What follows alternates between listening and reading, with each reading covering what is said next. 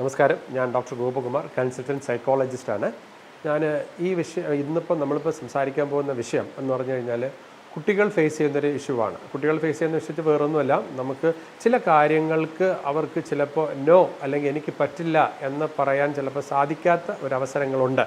For example, നമ്മളിപ്പോൾ ഒരു കൂട്ടമായിട്ട് കുട്ടികൾ പോകുന്നു അല്ലെങ്കിൽ ഒരു ഫ്രണ്ട് സർക്കിളിൽ നിൽക്കുന്നു. അങ്ങനെ സാഹചര്യത്തിൽ നമുക്കൊരു സംഭവം പുറത്തുനിന്ന് വരുമ്പോൾ അല്ലെങ്കിൽ പുറത്തുനിന്ന് ഒരു സംഭവത്തെക്കുറിച്ച് നമുക്ക് നമ്മളെ തേടി വരുന്നു, അല്ലെങ്കിൽ ഒരു സ്ട്രേഞ്ചർ ആയിരിക്കാം, അല്ലെങ്കിൽ എന്തെങ്കിലും ഒരു മെറ്റീരിയൽ ആയിരിക്കാം. ഇങ്ങനെയുള്ള കാര്യങ്ങൾ വരുമ്പോൾ എങ്ങനെയാണ് നമ്മൾ അതിനെ നോ എന്ന് പറയുന്ന ഒരു സാഹചര്യത്തിലൂടെ നമ്മൾ കൊണ്ടെത്തിക്കുന്നത്? അപ്പോൾ പെട്ടെന്ന് ചിലപ്പോൾ ചില കുട്ടികൾക്ക് അത് പറ്റി എന്ന് ചിലർക്ക് പറ്റും, കുഴപ്പമില്ല, എനിക്കിത് പറ്റത്തില്ല, എനിക്ക് പറ്റുമെന്ന രീതിയിലൊക്കെ പറയാൻ പറ്റും. പക്ഷേ ചിലർക്ക് അങ്ങനെ പറയണമെന്ന് വളരെ നിർബന്ധമൊന്നുമില്ല. കാരണം വെച്ചാൽ അവർ ചിലപ്പോൾ അവരുടെ ഒരു പേഴ്സണാലിറ്റിക്ക് എന്തോ കുറവ് വരുന്ന പോലെയോ, അല്ലെങ്കിൽ മറ്റുള്ളവർ ചോദിക്കും, പക്ഷേ എന്താടാ നീ അത് ചെയ്യാത്ത, അല്ലെങ്കിൽ എന്താടി നീ അത് ചെയ്യാത്ത, നീയൊക്കെ ഒരാണാണോ, അങ്ങനെയൊക്കെ ചോദിക്കേണ്ട സാഹചര്യങ്ങൾ മറ്റു കുട്ടികളിൽ ഉണ്ടാവാം. അപ്പോൾ ഇവരെന്ത് ചെയ്യും? ശരി, എന്നാൽ അത് ടേസ്റ്റ് ചെയ്തേക്കാം. അപ്പോൾ ഇങ്ങനെ പല കാര്യങ്ങളിലോട്ടും എനിക്കിത് പറ്റില്ല, എനിക്ക് നോ എന്ന് പറയാൻ പറ്റാത്ത ഒരുപാട് കുട്ടികളുണ്ട്. അങ്ങനെ വരുമ്പോൾ അവർ വളരെ മോശം സാഹചര്യത്തിലോട്ടോ അല്ലെങ്കിൽ മോശം സിറ്റുവേഷനിലോട്ടോ പോയി പെടാനുള്ള സാധ്യത വളരെ വളരെ കൂടുതലാണ്. അപ്പോൾ അങ്ങനെയുള്ള ഒരു കാര്യത്തിന് നമ്മൾ എങ്ങനെ നമുക്ക് നോ പറയാം എന്ന് പറയുന്ന ഒരു ചെറിയ ഒരു അഭിപ്രായമായി ഇതിനെ കരുതിയാൽ മതി. അപ്പോൾ അതായത് ഒരു സിറ്റുവേഷൻ, ഒരു ഗ്രൂപ്പ് ഓഫ് പീപ്പിൾ അവിടെ നിൽക്കുന്നു, കുട്ടികളാണെന്ന് കൂട്ടിക്കൊള്ളുക. അപ്പോൾ ഒരാൾ ഒരു ചോക്ലേറ്റ് നീ ഇത് കഴിച്ചു നോക്കൂ എന്ന് പറയുന്നു, അല്ലേ? അതിൽ ഒരു ചോക്ലേറ്റ് നല്ലതാണ്, ഇല്ലെന്ന് പറയുന്നില്ല. പക്ഷേ എന്നിരുന്നാലും ചിലപ്പോൾ നമ്മളെ ട്രാപ്പ് ചെയ്യാനാണ് ആ ഒരു ഗ്രൂപ്പ് നമ്മളെ ശ്രമിക്കുന്നെങ്കിൽ അവർക്ക് വേണമെങ്കിൽ ആ ചോക്ലേറ്റിൽ എന്തെങ്കിലും ആ രീതിയിലുള്ള മയക്കുമരുന്നുകളൊക്കെ നമുക്ക് അതിൽ പുരട്ടി തരാൻ സാധിക്കും, അല്ലെങ്കിൽ അതിനെയും കൂടെ ചേർത്ത് നമുക്ക് തരാൻ സാധിക്കും. അപ്പോൾ ഇത് കുട്ടികൾ അറിയുന്നില്ല. അപ്പോൾ എന്ത് ചെയ്യാൻ പറ്റും? അപ്പോൾ 2-3 രീതിയാണ്. ഒന്ന്, എനിക്കത് വേണ്ട, ഞാനിത് കഴിക്കില്ല എന്ന് വളരെ സ്ട്രോങ് ആയിട്ട് പറയാം. Okay, fine. ചില സാഹചര്യത്തിൽ നമുക്ക് അങ്ങനെ പറയാൻ പറ്റില്ല. കാരണം എന്താണ്? അതായത് നമ്മുടെ കൂടെ നിൽക്കുന്ന ആൾ വളരെ ക്ലോസ് ആയിട്ട് ഇതിനു മുമ്പേ അവർ പല കാര്യത്തിലും നമ്മളെ ഇൻവോൾവ്മെൻറ്റ് ചെയ്യിപ്പിച്ച് അയാളിൽ നിന്നും നമുക്ക് പറ്റില്ല എന്ന് പറയാൻ പറ്റുന്ന ഒരു സാഹചര്യമായിരിക്കില്ല. അപ്പോൾ എന്ത് ചെയ്യണം? ഒരു തന്ത്രം അവിടെ ഉപയോഗിക്കുന്നു. എന്താണ് തന്ത്രം? എനിക്ക് പറ്റില്ല കേട്ടോ, എനിക്ക് വന്നിട്ട് ഭയങ്കര തൊണ്ട പെയിനാണ്, ഞാൻ ഇന്നലെ മരുന്ന് ആൻറ്റിബയോട്ടിക് സ്റ്റാർട്ട് ചെയ്തേ ഉള്ളൂ. അങ്ങനെ ചില മെഡിക്കൽ ഇഷ്യൂസ് കാണിച്ച് അതൊന്നും പയ്യെ എസ്കേപ്പ് ചെയ്ത് വരാം. ഒരു ഐസ്ക്രീം ആവട്ടെ, ഒരു ചോക്ലേറ്റ് ആവട്ടെ, അല്ലെങ്കിൽ വേറൊരു കൂൾ ഡ്രിങ്ക്സ് ആവട്ടെ. അതായത് ഒരു ഫോറിൻ പാർട്ടിക്കിൾ നമ്മളിൽ തേടി വരുമ്പോൾ നമ്മളെ മനസ്സ് തന്നെ പറയും ഇത് വേണമോ വേണ്ടേ എന്ന് ഒരു ചോദ്യം. അല്ല, നമ്മുടെ മനസ്സ് ഓക്കെയാണ്, കുഴപ്പമില്ല എന്നുള്ള സാഹചര്യത്തിൽ കാരണം നമ്മുടെ ബ്രെയിൻ എപ്പോഴും അങ്ങനെയാണ്. നമുക്കൊരു സംഭവം ഇത് വേണമോ അല്ലെങ്കിൽ വേണ്ടയോ ഒരു ഭയപ്പാട് അവിടെ വരികയാണെങ്കിൽ നിങ്ങൾ മുന്നോട്ട് പോകാതിരിക്കുന്നതാണ് ഏറ്റവും നല്ലത്. അപ്പോൾ എന്ത് ചെയ്യണം? തന്ത്രപൂർവ്വം ഒരു മെഡിക്കൽ ഇഷ്യൂസ് നമ്മൾ സ്വന്തം ക്രിയേറ്റ് ചെയ്തിട്ട് എനിക്കിത് കഴിക്കാൻ പറ്റില്ല, എനിക്ക് കൂൾ ഡ്രിങ്ക്സ് കഴിക്കാൻ പറ്റില്ല, എനിക്ക് ചോക്ലേറ്റ് ഡോക്ടർ കഴിക്കരുതെന്ന് എന്നൊക്കെ പറഞ്ഞ് അവിടുന്ന് എസ്കേപ്പായി നമുക്ക് വേറെ രീതിയിലോട്ട് പോകുന്നതുകൊണ്ട് തെറ്റില്ല. അപ്പോൾ ഒന്ന്, നമുക്ക് വളരെ സ്ട്രോങ് ആയിട്ട് നോ എന്ന് പറയാൻ കുഴപ്പമൊന്നുമില്ല. ഇനി നോ എന്ന് പറയാൻ പറ്റാത്ത സാഹചര്യം വന്നാൽ തന്ത്രപൂർവ്വം അതിനെ ആ സാഹചര്യത്തിൽ നിന്നും നമ്മൾ വിഡ്രോ ചെയ്ത് വരാനുള്ള പല തന്ത്രങ്ങളും കുട്ടികൾ പഠിച്ച് വച്ചിരിക്കുന്നത് ഏറ്റവും നല്ലതാണ്. അടുത്തൊരു വിഷയം എന്ന് പറയുമ്പോൾ നമുക്കൊരു സ്ട്രേഞ്ചറാണ്. അതായത് ഇപ്പോൾ നമ്മളിപ്പോൾ ടി വിയിലായാലും പത്രങ്ങളിലായാലും നമ്മൾ കാണുന്ന വാർത്തകൾ എന്താണ്? അതായത് ഇങ്ങനെ 8 വയസ്സുള്ള പെൺകുട്ടിയെ തട്ടിക്കൊണ്ട് പോയി, അല്ലെങ്കിൽ 9 വയസ്സുള്ള ഒരു പയ്യനെ തട്ടിക്കൊണ്ട് പോയി, ഇതൊക്കെയാണ് നമ്മൾ കേൾക്കുന്നത്. അപ്പോൾ ഇങ്ങനെയുള്ള സാഹചര്യങ്ങൾ എങ്ങനെ നടക്കും? ഒന്ന്, നമുക്ക് ഒരു ബലപൂർവ്വം അല്ലെങ്കിൽ അയാൾ ഇതൊന്നും അറിയാതെ പെട്ടെന്ന് തന്നെ അയാളെ കിഡ്നാപ്പ് ചെയ്ത് കൊണ്ടുപോകുന്ന സാഹചര്യം, അതൊരു സൈഡ്, അതവിടെ നിൽക്കട്ടെ. അപ്പോൾ ഒന്നും ചെയ്യാൻ പറ്റില്ല. നമുക്ക് മാക്സിമം നമ്മുടെ സൗണ്ടിൽ നമുക്ക് ഉറച്ച് വിളിച്ചിട്ട് മറ്റുള്ളവർക്ക് കൂട്ടുക, അതാണ് ഏറ്റവും വലിയൊരു എസ്കേപ്പ്. അല്ലെങ്കിൽ ഇവിടുന്ന് ഓടുക, അതൊക്കെ ആയിരിക്കും തന്ത്രപൂർവ്വം രക്ഷപ്പെടുക. ഇതൊക്കെയാണ് ബലപ്രയോഗം ആസ് വെൽ സൗണ്ട് കൊണ്ടുള്ള ഒരു ഡിഫൻസ്. വേറെന്ന് വെച്ചാൽ എമോഷണലി നമ്മളെ ബ്ലാക്ക് മെയിൽ ചെയ്യാൻ നിൽക്കുന്നൊരു സാഹചര്യം. എന്താണ് എമോഷണലി ബ്ലാക്ക് മെയിൽ ചെയ്യാൻ നിൽക്കുന്നൊരു സാഹചര്യം? ഒരാൾ സ്ട്രേഞ്ചർ വരുന്നു, ഹായ് പറയുന്നു, കൈ കാണിക്കുന്നു, കാല് കാണിക്കുന്നു, അവർക്ക് എന്തെങ്കിലും മെറ്റീരിയൽ വാഗ്ദാനങ്ങൾ ചെയ്യുന്നു. അയാളൊരു പുതിയ ആളായിരിക്കും, അതാണ് സ്ട്രേഞ്ചർ എന്ന് പറയുന്നത്. മറ്റൊരാൾ എന്ത് ചെയ്തു? നമ്മളെ കിഡ്നാപ്പ് ചെയ്യാൻ വളരെ ബലപൂർവ്വമായിട്ട് കൊണ്ടുവന്ന് അയാളും സ്ട്രേഞ്ചർ തന്നെ. അപ്പോൾ അത് രക്ഷപ്പെടുന്ന മാർഗം എങ്ങനെയാണ്? നമ്മൾ മാക്സിമം ഒച്ച വെച്ച് സൗണ്ട് ഉണ്ടാക്കുക, നമ്മൾ കൈയും കാലോട്ട് അടിക്കുക, നമ്മൾ മാക്സിമം ആൾക്കാരുടെ ശ്രദ്ധ പിടിച്ചുപെട്ടുക, നമ്മൾ അവരെ ബൈറ്റ് ചെയ്യുക, നമ്മൾ രക്ഷപ്പെടുക. ഇതൊക്കെ ആയിരിക്കും നമ്മൾ മറ്റു സാഹചര്യം. എങ്ങനെ? നമ്മൾ അവർ കൂടെ പോകുന്നൊരു സാഹചര്യം. എങ്ങനെ? അതായത് അവർ നമ്മളോട് അടുക്കുമ്പോൾ നമ്മളെന്ത് ചെയ്യുന്നു? ഇയാൾ അപരിചിതനാണ് എന്നാലും നമ്മളെന്ത് ചെയ്യുന്നു? നമ്മളെ മനസ്സ് ചിലപ്പോൾ അയാൾ പറയുന്ന കാര്യത്തിലോട്ട് പോകാനുള്ളൊരു സാധ്യതയുണ്ട്. അപ്പം അങ്ങനെ ഞാൻ പറയുന്നത് അങ്ങനെ നമ്മൾ പോകണ്ട.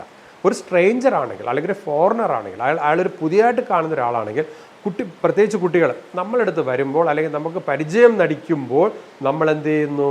വളരെ ശ്രദ്ധിക്കണം. വെച്ചാൽ അയാൾ നമുക്കറിയില്ല, വേറൊരാൾ മുഖേന നമുക്കറിയാം, നേരത്തെ പരിചയമുണ്ടെങ്കിൽ വലിയ പ്രശ്നമില്ല, അവിടെയും അപകടങ്ങളുണ്ട് എന്നെല്ലാം പറയണേ. എന്നിരുന്നാലും ആരായിരുന്നാലും കുട്ടികളെ സംബന്ധിച്ച് വേറൊരാൾ, ആണായാലും പെണ്ണായാലും മേലായാലും ഫീമെയിൽ ആരായിരുന്നാലും നമ്മുടെ സ്ട്രേഞ്ചർ അല്ലെങ്കിൽ നമുക്ക് പരിചയമില്ലാത്ത അല്ലെങ്കിൽ ചെറിയ പരിചയമുള്ള ആൾ എന്ത് തന്നെ നമ്മളോട് വന്ന് എന്തെങ്കിലുമൊക്കെ ചോദിക്കാനോ അല്ലെങ്കിൽ നമ്മളെ കൂട്ടാക്കാനോ അല്ലെങ്കിൽ നമ്മൾക്ക് എന്തെങ്കിലും വാഗ്ദാനങ്ങൾ നൽകാനോ നമുക്ക് എന്തെങ്കിലും മെറ്റീരിയൽ തരാനോ ഒക്കെ അവർ ശ്രമിക്കും. അപ്പോൾ അവരെടുത്ത് നമ്മൾ തീർച്ചയായിട്ടും എന്താണ് നോ എന്ന് തന്നെ പറയണം. അവിടെ വളരെ വളരെ എന്താ പറയുക, തന്ത്രപൂർവ്വം വളരെ ഇൻ്റലിജൻറ്റോടു കൂടി അവിടെ നിന്ന് രക്ഷപ്പെട്ട് വരിക എന്നുള്ളതാണ് ഏറ്റവും വലിയത്.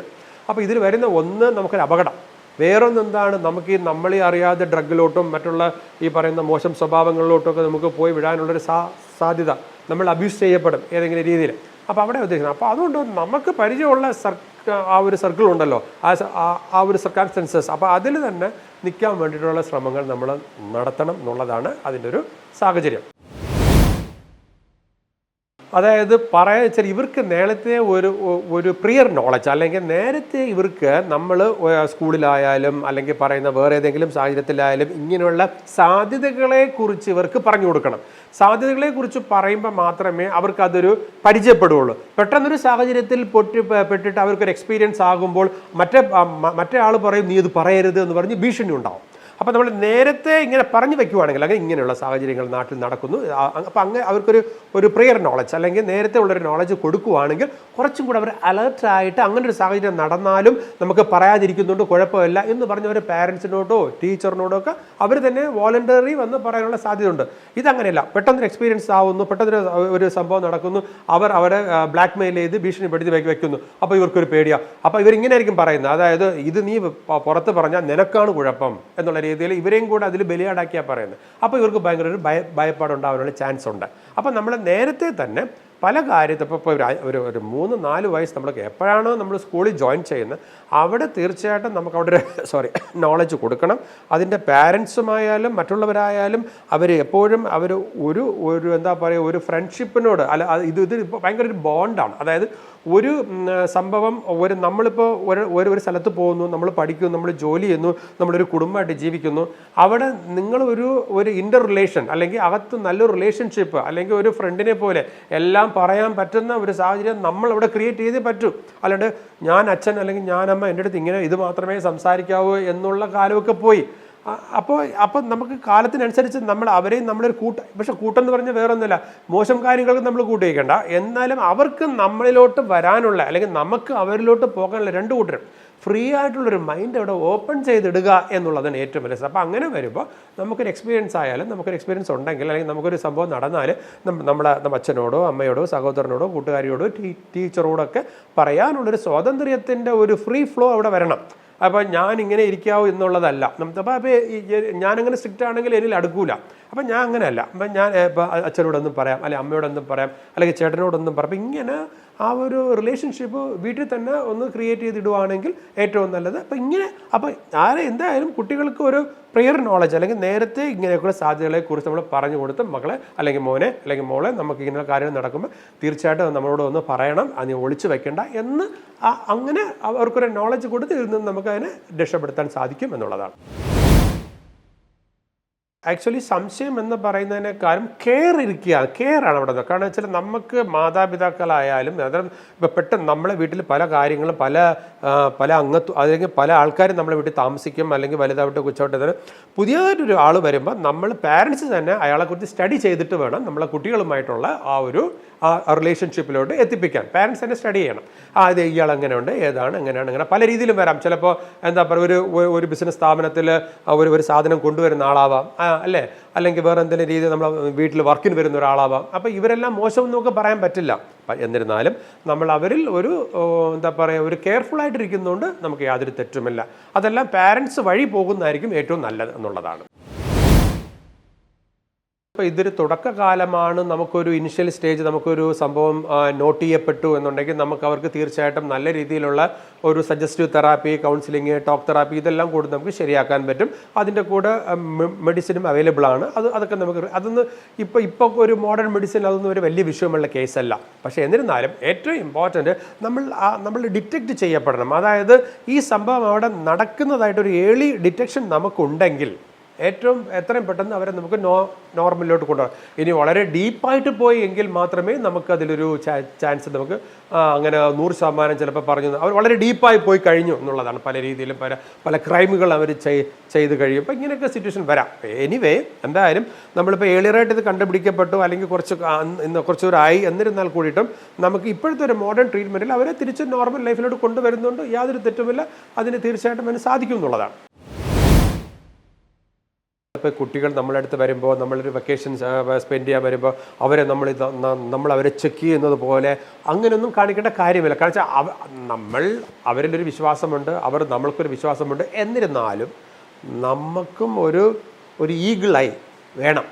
അത് ഒരു കഴുകൻ്റെ ഒരു കണ്ണ് വേണം. കാരണം വെച്ചാൽ കുട്ടികൾ പുറത്ത് പോയിട്ട് വരുമ്പോൾ അവരെല്ലാം ചിലപ്പോൾ തെറ്റുകാർ, അവരറിയാതെ ചിലപ്പോൾ ട്രാപ്പിൽ പെടാം എന്ന് നമ്മൾ മനസ്സിലാക്കിയിട്ട് അതിൻ്റെ ഒരു എന്താ പറയുക ബാക്കിയുള്ള എന്തൊക്കെ കാര്യങ്ങൾ നമുക്ക് കെയർ ചെയ്യാൻ പറ്റും, എന്തൊക്കെ കാര്യത്തിൽ നമ്മൾ ഇൻ്റലിജൻ്റ് ആയിരിക്കണമെന്ന് നമ്മളും വിചാരിച്ച് അവർക്ക് എന്തെങ്കിലും ദൂഷ്യ സ്വഭാവമുണ്ടോ, അല്ലെങ്കിൽ അവർ ഒരുപാട് സമയം റൂം അടിച്ച് അകത്തിരിക്കുന്നുണ്ടോ, പെട്ടെന്ന് നമ്മളോട് പറയാതെ എവിടെയെങ്കിലുമൊക്കെ പോകുന്നുണ്ടോ, നേരത്തിൽ നിന്ന് എന്തെങ്കിലും ക്യാരക്ടറിൽ വ്യത്യാസം വരുന്നുണ്ട്. ഇപ്പോൾ ഒരു കുട്ടി അല്ലെങ്കിൽ ഒരു അഡോലസൻസിലായി അല്ലെങ്കിൽ ഒരു അഡൽട്ടായി ഈ മൂന്നിലും ക്യാരക്ടറിൽ വ്യത്യാസം വരും. പക്ഷേ എന്നിരുന്നാലും നമ്മളെ തീരെ നെഗ്ലിജൻസ് ആയിട്ട് അവർ കരുതുന്നുണ്ടോ, അല്ലെങ്കിൽ അവർ ഹൈ ഈഗോയിസ്റ്റിക് ആണോ, അല്ല അവരുടെ ആകാരം മറ്റു കാര്യത്തിലൊക്കെ ഒരുപാട് മാറ്റങ്ങൾ വരുന്നുണ്ടോ, അല്ലെങ്കിൽ ആസ് എ പാരൻ്റ് നമുക്കൊരു ഇൻസൈറ്റ് ഉണ്ടാകും അവരിൽ. അയ്യോ എൻ്റെ മോൻ ഇങ്ങനെ ആയിപ്പോയില്ല മോള്. അപ്പോൾ ഇങ്ങനെ നമ്മൾ ഒരു ശ്രദ്ധ, ഒരു സ്നേഹപൂർവ്വമായ ശ്രദ്ധ, ഒരിക്കലും അവരെ നമ്മളൊരു കുറ്റവാളിയായിട്ട് കാണണ്ട.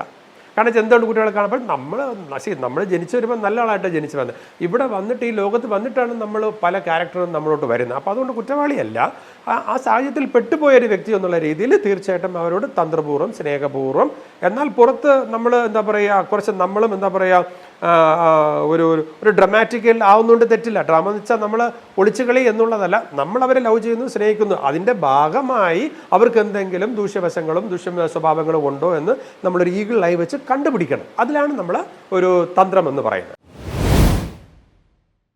മാതാപിതാക്കൾ ചെയ്യണമെന്ന് വെച്ചാൽ നമ്മൾ അങ്ങനെ ആക്ച്വലി ഈ സിറ്റുവേഷൻ അങ്ങനെ വളരെ മോശം സിറ്റുവേഷൻ ആണെങ്കിൽ ആ ഒരു ഏരിയയിൽ നിന്ന് തൽക്കാലത്തേക്ക് ആ പയ്യനെയോ ആ പെൺകുട്ടിയെ കൊണ്ടുവരണം. കാരണം വെച്ചാൽ ആ സാഹചര്യത്തിൽ അവർ നിൽക്കാൻ പറ്റില്ല.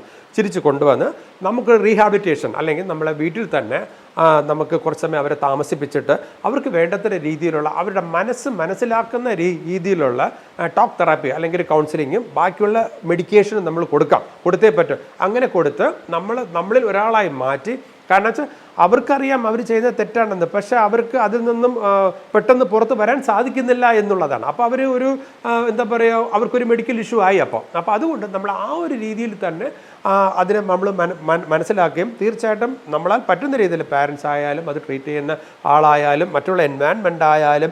കാരണം ഇതിൽ വേറൊരു പ്രശ്നം എന്ന് വെച്ചാൽ സോഷ്യലി അവർക്കൊരു പ്രശ്നം ഉണ്ടാകും. കാരണം ഈ പയ്യൻ ഇവിടെ നിന്ന് കൊണ്ടുവന്നു അല്ലെങ്കിൽ ഈ പെൺകുട്ടി അവിടെ നിന്ന് കൊണ്ടുവന്നു, അവൻ ഇതിന് അടിമയാണ്, അങ്ങനെയാണ് ഇങ്ങനെയാണ്, അവരെ നമ്മൾ വേറൊരു കണ്ണിലും കാണാൻ പാടില്ല എന്നുള്ളതാണ്. കാരണം അങ്ങനെ വരുമ്പോൾ അവരുടെ പേഴ്സണാലിറ്റിയിലും വ്യത്യാസങ്ങളുണ്ടാകും.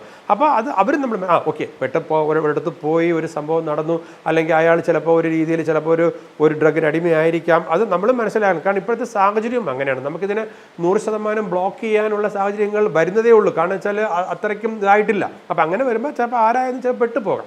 അപ്പോൾ അവിടെ ആ ഒരു ബ്രോഡ് വ്യൂ നമ്മളിൽ ഉണ്ടായിരിക്കണം. ഓക്കെ, അവനിങ്ങനെ ഒരു സിറ്റുവേഷനിൽ പെട്ട് പോയിരിക്കാം, ശരി, അവനെ നമ്മൾ ആ രീതിയിലല്ല കാണേണ്ടത്, അവന് സപ്പോർട്ടീവായിട്ട് വേണം അവൻ്റെ കൂടെ നിൽക്കാൻ. അങ്ങനെയാണെങ്കിൽ തീർച്ചയായിട്ടും നമുക്കതിനെ വളരെ നല്ല രീതിയിൽ തന്നെ നമുക്ക് തിരിച്ച് കൊണ്ടുവരാൻ സാധിക്കും. അവൻ്റെ പഠിത്തവും നമുക്ക് തുടരാൻ സാധിക്കും എന്നുള്ളതാണ്. അതിൻ്റെ യാതൊരു വിഷയവുമല്ല. ഇപ്പോഴത്തെ മോഡേൺ മെഡിസിനിൽ അങ്ങനെയൊക്കെ ഉണ്ടല്ലോ. അപ്പോൾ അങ്ങനെ പേടിക്കാനൊന്നുമില്ല. പക്ഷെ നമ്മൾ കണ്ടുപിടിക്കുകയും സ്നേഹപൂർവ്വം അവരെ നമ്മൾ കൊണ്ടുവരികയും കുറച്ച് അവിടെ പെട്ടെന്ന് അതൊന്നും സാധിക്കണമെന്ന് നിർബന്ധമില്ല. കാരണം അവരും നമ്മളിൽ ഒരു ഒപ്പോസിഷൻ ഉണ്ടാകും. കാരണം അവരെ സമ്മതിക്കില്ല. പക്ഷെ നമ്മളിലൊരു പേഷ്യൻസ് ഉണ്ടാവണം. അവരെ കറക്റ്റ് ചെയ്ത് നമ്മളൊരു രീതിയിൽ കൊണ്ടുവരാൻ നമ്മൾ വിചാരിക്കുകയാണെങ്കിൽ തീർച്ചയായിട്ടും സാധിക്കും. അതിന് വേറെ കുഴപ്പമൊന്നുമില്ല എന്നുള്ളതാണ്.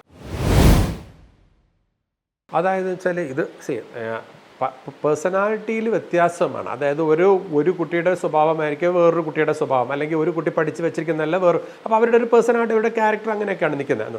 അപ്പോൾ ഇത് മെയിനായിട്ട് നമുക്ക് വേണമെങ്കിൽ ഇങ്ങനെ വീട്ടിൽ സ്നേഹം കിട്ടാന്നിട്ട് വരുമ്പോഴാണ് വേറെ ഫ്രണ്ട്സിനോട് പോകുന്നതൊക്കെ പറയാം. പക്ഷെ അത് 100% ശരിയാവണമെന്ന് നിർബന്ധമൊന്നുമില്ല.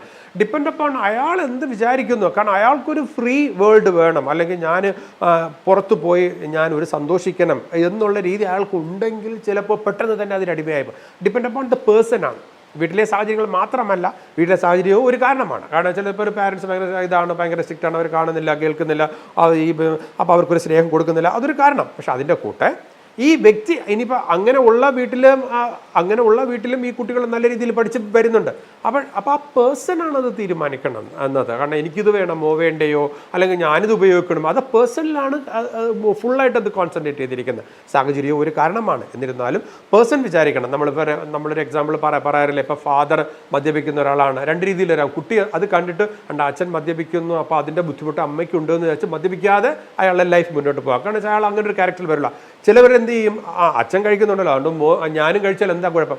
ഡിപ്പെൻഡ് അപ്പം അയാൾ അതിനെ നോക്കിക്കാണുന്ന വിധം അനുസരിച്ചിട്ടാണ് ബാക്കിയുള്ള ഫോർമേഷൻ അവിടെ വരുന്നു എന്നുള്ളതാണ്. അപ്പോൾ എന്ത് തന്നെ ആയിരുന്നാലും നമ്മളിൽ ഒരു ഡിറ്റർമിനേഷൻ വേണം. ആരായിരുന്നാലും, കുട്ടിയായിരുന്നാലും വലിയ ആളായിരുന്നാലും നമ്മളിൽ ഒരു കരുതൽ വേണം. നമ്മളിൽ ചില ക്യാരക്ടർ നമ്മളുണ്ടാവണം, നമ്മൾ ചില കോൺസെപ്റ്റുകൾ ഉണ്ടാവണം. ഇതെല്ലാം നമ്മളെ എങ്ങായിരിക്കുമ്പോഴായാലും നമുക്ക് അനുഭവങ്ങൾ വരുമ്പോഴും നമ്മളെ മനസ്സിൽ അത് വന്നു ചേരണം. എങ്കിൽ ആ കാര്യങ്ങൾ മുന്നോട്ട് പോകും. ഇല്ല എന്നുണ്ടെങ്കിൽ ചിലപ്പോൾ നമ്മൾ വേറെ രീതിയിൽ പോകാതിരിക്കാനുള്ളൊരു ചാൻസസ് ഉണ്ട് എന്നുള്ളതാണ്. കാരണം വല്ലാത്ത വെച്ചാൽ നമുക്കങ്ങനെ എല്ലാ രീതിയിലും അങ്ങനെ പറയാൻ പറ്റില്ല. എന്ന് വെച്ചാൽ ഇപ്പം സാഹചര്യങ്ങൾ കൂടുതലാണ്. അതാണ് നമുക്ക് ഇപ്പോൾ ഒരു കണക്ഷൻ ഒരാളിൽ നിന്നും വേറൊരാളുടെ ഒരു കണക്ട് ചെയ്യുന്ന ഒരു വളരെ മെക്കാനിസം വളരെ കൂടിപ്പോയി. അപ്പോൾ അങ്ങനെ വരുമ്പോൾ പണ്ടത്തെ പോലെ ഒരിടത്തും വെയിറ്റ് ചെയ്ത് നിൽക്കണ്ട, അല്ലെങ്കിൽ പണ്ടത്തെ പോലെ ഒന്നും അറിയണ്ട, എല്ലാം വീട്ടിൽ തന്നെ കിട്ടുന്ന ഒരവസ്ഥ. അപ്പോൾ ഇങ്ങനെ പെട്ടെന്ന് തന്നെ ഒരാളെ പെട്ടെന്ന് നമുക്കൊരു ഫ്രണ്ട്ഷിപ്പിലോട്ട് കൊണ്ടുവരാം, അല്ലേ, നല്ലതായാലും ചീത്തയായാലും. അപ്പോൾ അങ്ങനെ വരുന്ന സാഹചര്യങ്ങളിൽ ചിലപ്പോൾ ഇതിൻ്റെ ഒരു ഇൻറ്റൻസിറ്റി ചിലപ്പോൾ കൂടാനാണ് ചാൻസ്, കൂടുന്നുണ്ടായിരിക്കാം. പക്ഷേ എന്നിരുന്നാലും നമ്മളിൽ ഒരു ഡിറ്റർമിനേഷൻ ഉണ്ടെങ്കിൽ, നമ്മളിൽ ഒരു കരുതലുണ്ടെങ്കിൽ തീർച്ചയായിട്ടും നമുക്കിൽ നിന്നും അതാണ് നമ്മൾ കുട്ടികളായിരിക്കുന്ന സമയത്ത് നമ്മൾ 5 വയസ്സ് തൊട്ട്, അത് നമ്മൾ എപ്പോഴാണോ അദ്ദേഹം LKG UKG പോയി തുടങ്ങുന്നുവോ അപ്പോൾ തൊട്ടിട്ട് നമുക്ക് തീർച്ചയായിട്ടും അപ്പം തൊട്ട് നമുക്ക് അവർക്ക് ഇങ്ങനെയുള്ള പാഠങ്ങൾ, അല്ലെ സിലബസ് മാത്രമല്ല അതിൻ്റെ കൂടെ ഈ പറയുന്ന നല്ല പാഠങ്ങളും പറഞ്ഞു കൊടുക്കുവാനും കേൾക്കുവാനുമുള്ള ഒരു സാഹചര്യം ഈ പറയുന്ന ക്ലാസ് റൂമുകളിലും അകത്തുമെല്ലാം ഉണ്ടാവണം എന്നുള്ളതാണ് എൻ്റെ അഭിപ്രായം. നമ്മളിപ്പോൾ സിലബസ് പഠിച്ചെഴുതി മാർക്ക് വാങ്ങിക്കുന്നു, 100 മേടിക്കുന്നത്, അതല്ല.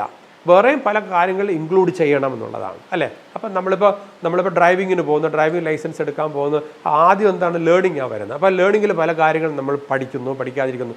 അപ്പോൾ അതുപോലെ നമ്മൾ ഇവിടെയും അതേപോലെ ലൈഫിന് എന്തൊക്കെ വേണം എന്നുള്ള കാര്യങ്ങളും കൂടെ നമ്മൾ ആ സ്റ്റുഡൻറ്റ് ലൈഫിൽ ഇൻക്ലൂഡ് ആക്കിയെങ്കിൽ, സിലബസിൽ ആക്കിയെങ്കിൽ കുറച്ചുകൂടെ ബെറ്റർ ആയിരിക്കും. ആരാണ് അമ്മ, ആരാണ് അച്ഛൻ, ആരാണ് ദൈവം, ആരാണ് ഫ്രണ്ട്, ഇങ്ങനെയൊക്കെയുള്ള കാര്യങ്ങളെക്കുറിച്ചും നമ്മൾ നേരത്തെ നടന്ന് നമ്മളെ മനുഷ്യർ ജനിച്ച അന്നോട്ടുള്ള എന്തൊക്കെ ഡെവലപ്മെൻറ്റ്സുകൾ ഏതൊക്കെ വേണം ഏതൊക്കെ വേണ്ട, ഇതൊക്കെ നമ്മൾ ഇൻക്ലൂഡ് ചെയ്യാൻ പറ്റുമെങ്കിൽ വളരെ നന്നായിരിക്കും എന്നുള്ളതാണ്.